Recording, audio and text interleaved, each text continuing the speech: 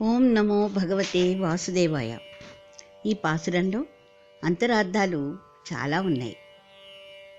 దీనిలోని ముఖ్య భావం ఏంటంటే గోపికల యొక్క ఆర్తి కనిపిస్తుంది. సగం పాసురం స్వామి గురించి అయితే మిగతా సగం అమ్మ నీలాదేవి గురించి. 33 కోట్ల దేవతలు అనగా కోటి అనగా ఒక రకం వర్గం, అంటే ఆ వర్గంలో ఎంతోమంది ఉండొచ్చు. అంటే ఇక్కడ 33 కోట్ల వర్గాలు అన్నమాట. అంటే ఎన్ని కోట్ల మంది దేవతలు.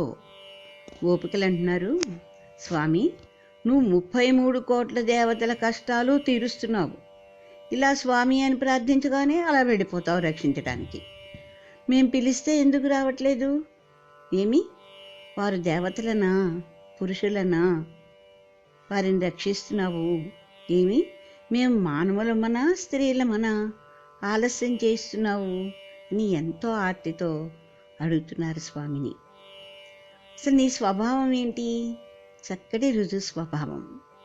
ఎవరైనా భయంతో అధైర్యంగా ఉంటే వారికి ధైర్యం కలిగిస్తావు కదా. మేము పెద్దలందరినీ ఎదిరించి ఈ చలిలో నీ కోసం వచ్చాము, మమ్ము కరుణించు అని ఆర్తిగా ప్రార్థిస్తున్నారు గోపికలు. రెండవ భాగంలో నీలాదేవి స్తనములను వర్ణిస్తున్నారు. ఆ స్తనములు ఎటువంటివి? బిడ్డ జీవనం తల్లి స్తన్యం మీద ఆధారపడి ఉంటుంది. ఇక్కడ అమ్మ లోకమాత, జగత్తుకి అంతా తల్లి. జగత్తు యొక్క జీవనం అంతా ఆమె స్తనాల్లో ఉంది. తరువాత ఇక్కడ ఇంకాను ఆమె యొక్క పెదవుల సౌందర్యం వర్ణిస్తున్నారు.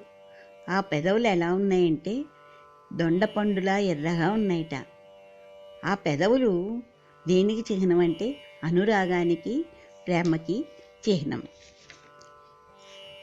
తరువాత అమ్మవారిని వారు అడుగుతున్నారు ఏమనంటే, మాకు ఒక విసనకర్ర అద్దము ఇవ్వమ్మా అంటున్నారు. విసనకర్ర దేనికంటే స్వామికి చెమట పట్టకుండా విసరటానికి. దీనిలో అంతరార్థం ఏంటంటే మనలో ఉండే, అంటే ఆత్మకు ఉన్న అహంకారాన్ని పోగొట్టుకోవాలి అని అన్నమాట. ఇంకా అద్దం దేనికంటే స్వామి ముఖం అద్దంలో చూడటానికి. దీని యొక్క అంతరార్థం ఏంటంటే అద్దం మనకి రూపాన్ని చూపిస్తుంది, కానీ ఇక్కడ అంతరార్థం ఏంటంటే ఆత్మస్వరూపాన్ని చూపిస్తుంది.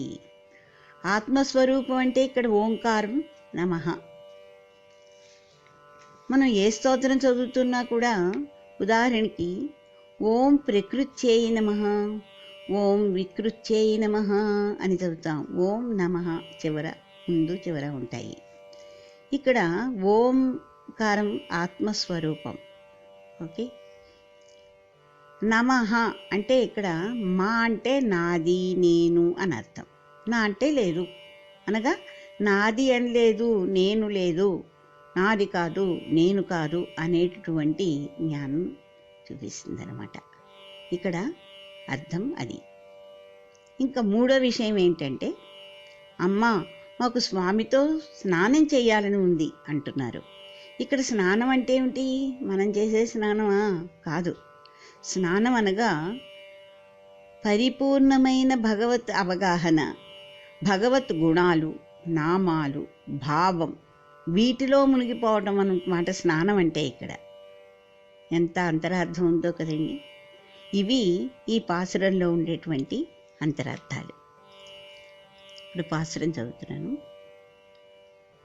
முப்பத்து மூவர் அமரர்க்கும் சென்று கப்பம் தவிர்க்கும் கலியே துயிலெழாய் செப்பமுழையாய் திரளுடையாய் செத்தார்க்கு வெப்பங்கொடுக்கும் விமலா துயிலெழாய் செப்பன்னமின் முளை செவ்வாய் சிறுமருங்குல் நப்பின்னை நங்காய் திருவே துயிலெழாய் உக்கமும் தட்டொழியம் தன்னுன் மணாளனை இப்போదే ఎమ్మై నీరాట్టేలోరెంబవాయ్. ఇందులో ఉన్నటువంటి నేను భావాన్ని చెప్తున్నాను.